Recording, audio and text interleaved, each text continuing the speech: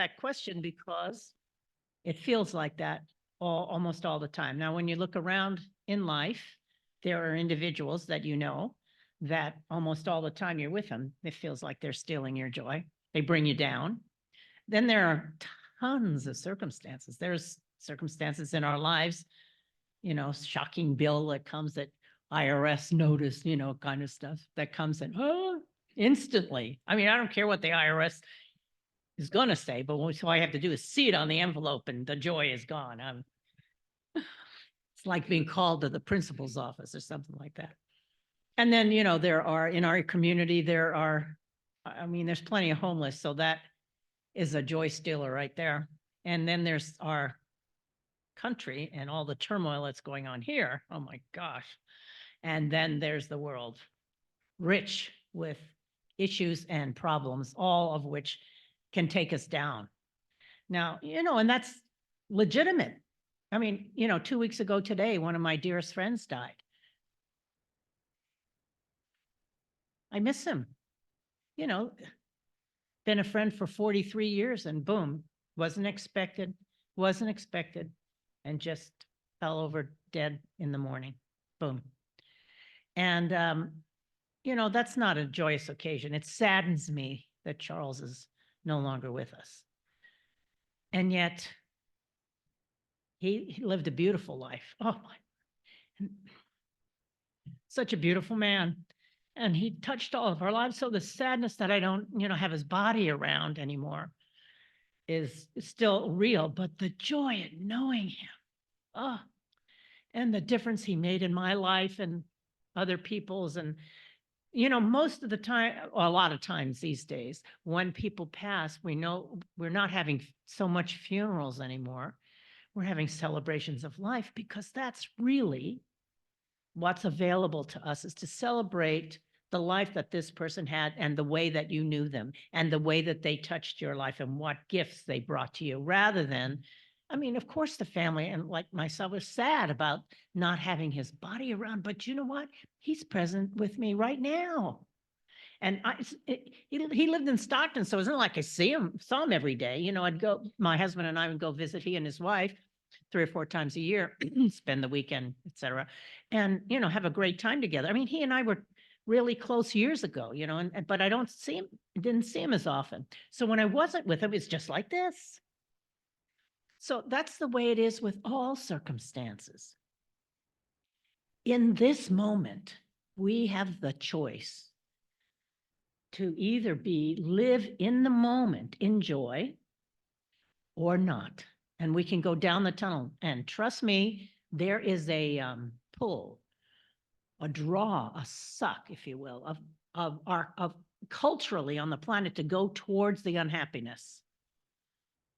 I noticed as a senior, so weird. So weird to think of myself as a senior, but nevertheless. And I talk to my friends, et cetera, that I've known for many years. Everybody's got some physical something. And they start out with one physical issue and then it gets on to another. But I was noticing the difference, and I'm blessed by the community that I'm in of friends and how my parents talked about those illnesses. And some people still do. Like if you get around a certain number of seniors, that's all they want to talk about. Oh, I had a hip surgery. Well, I've had 2. I've had a heart attack. Well, I had a stroke. Honestly, that's the conversation. And they're like, it's almost like bragging, like one person has more problems than the other person. And that's the way it was with my parents and their friends. I thought it was very strange, even then. And now I notice with the friends that I have that, yes, they have this, they're having this surgery and they have this thing and all of this stuff's going on, but it's in a context of living life fully, not leading, this is a way of talking about leading with their wounds, as if the wound was more important than their general well-being. So mostly with my friends, there is this overarching joy while somebody's having a heart attack even. My daughter had a heart attack and she was sad. She was only 55 when she had it. So she was sad about it and like, oh, Mom, how could this happen? But, then she took on herself and she stop smoking, et cetera, all the stuff that she needed to be doing. And that's the way the people that I happen to be around for the most part are like that. They're like, oh, okay, I got to get my hip replaced already. Boy, I can't wait. I'm going to really get on to getting life to happen again. I can't wait till I'm dancing again, that kind of a thing. So we each have the opportunity, like,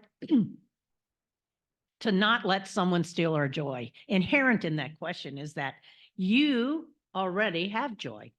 You already, I'm going to say, are joy. And for someone to steal, it's like you have a bracelet. You have to have it already in order for somebody to steal it. So that points us in a particular direction of, well, who's in charge of my joy? Who is in charge of your joy? Just like the song said, the world didn't give it to us and the world can't take it away. Okay, then, if that's the case, whose is it? Right, it's mine. And I'll share it with you. So you could say an expression of spirit. In fact, I say an expression of spirit is joy. Joy is an expression of spirit, and the opportunity is for it to come through us. Or you could say we already are inherently joyous. We are inherently loving. We are inherently caring. Why? Because that's who spirit is, and that energy that spirit is animating us.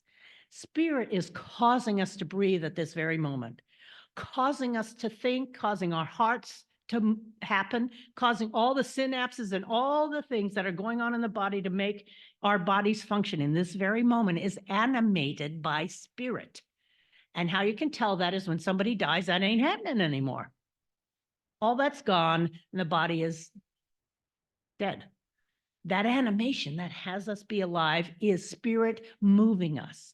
And the aspects of that, one of the aspects is joy.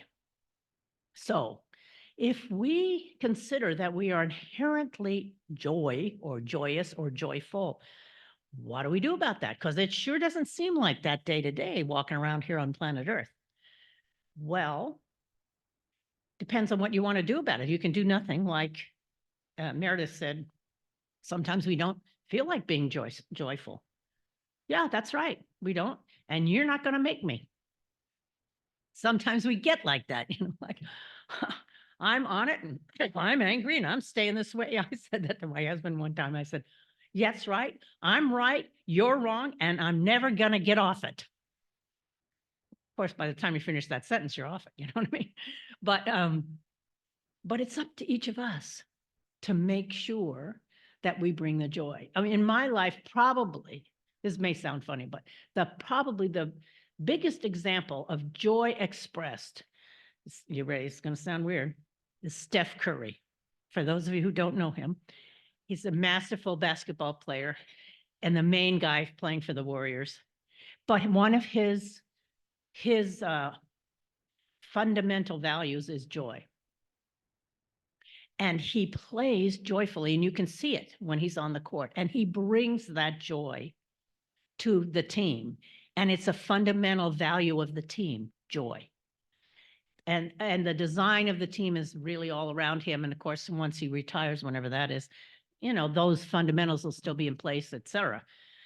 But watching him play, number one, and then seeing the other things that he does in his life and how he contributes to people and contributes that joy is profound to me, because he's in the spotlight. Everybody sees him all the time. And what he gives you and me, gives everybody, goes out of his way to be kind, like to children. If he finds out there's a certain something that, like one young girl who I think was 9, paid tickets to see him and he couldn't play that game. So he flew her back and put her in a seat on the court so she could be there. And then, of course, he went up to her and signed something for her and all that. So he's like that. That's an expression of joy and being kind. And he's just like the rest of us. He's human. And he has things that don't go well. I mean, being as competitive as he is, he's not playing in the playoffs this year. They got out of it real early. They had a really poopy year. And he's not playing. So he's not happy about that. But you would know it. He doesn't spread that negativity. So we have that choice at all moments to whether, see, okay, let's say I'm not going to be joyful and you're not going to make me get happy. Well, fine then, be that way, but I urge you to do it alone. Don't smear it on other people. You know, you're entitled to that. I mean, some days are like that. And some days when I'm like that, I'll walk around the house, rah, rah, rah, and I'm talking out loud to myself. Rah, rah, and if he does that again, that's it. Rah, rah, rah.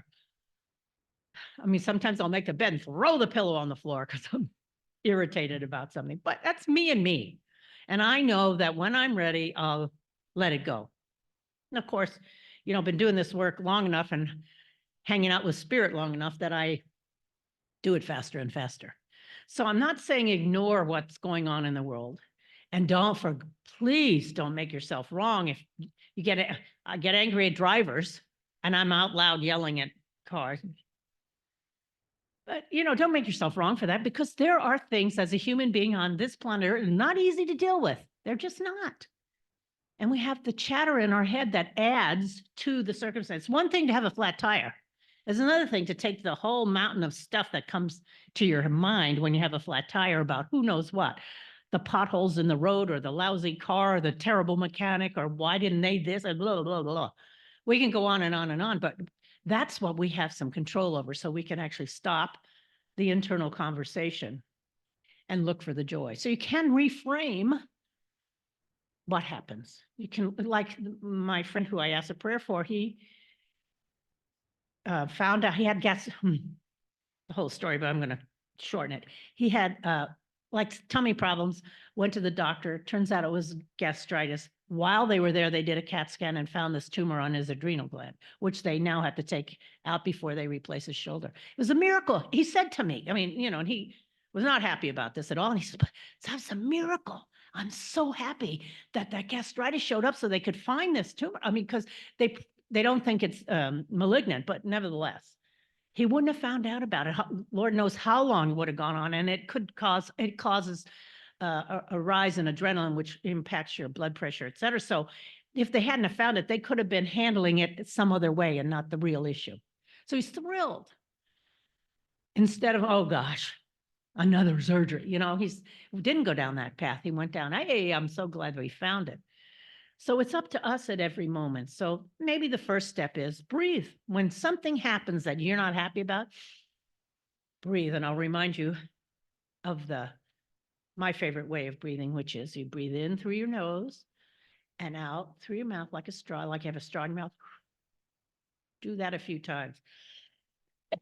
Excuse me, it shifts you from the sympathetic nervous system, the fight, flight, freeze nervous system, and it shifts you to the parasympathetic nervous system, which is rest, digest, and create. And you can feel the difference in your body. And when you do that, this is you being in charge of you. When you do that, you are in a different place. And then joy is much more accessible. And then you can look at the circumstance and reframe it and look at it a different way. Oh, like Tom did. Oh, wow, this is a miracle. Not so bad. I have a flat tire. It's a sunny day. I'll just enjoy being out here. Some time while AAA comes. Okay, I don't need to panic. I'll make a phone call and just relax. There's all kinds of ways of doing it.